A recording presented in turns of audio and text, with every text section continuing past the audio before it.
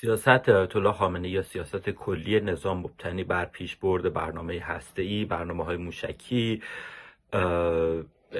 حمایت از گروه‌های مسلح در منطقه بوده و این کشور ایران رو رویارو کرده با اسرائیل، با بزرگترین ابرقدرت نظامی جهان که آمریکا هستش.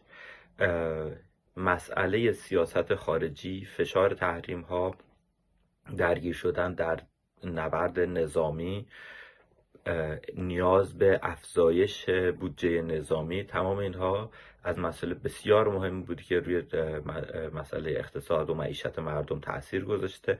همینطور نظام بازار دیگه مختل شده و فروش نفت به یه سری آقازاده ها و افراد نزدیک به حاکمیت واگذار شده و اینها هم شفافیت لازم رو ندارن. مدام بحث از این میشه که مقداری نفت فروخته شده و پول بر نگشته و به هیچ وجه این شفافیت وجود نداره. همطور در نظام بانکی افرادی که وصل هستن به نظام میتونن میلیاردها دلار، میلیاردها تومان وام بگیرن، ولی مردم عادی با مشکلات عدیده‌ای روبرو هستن.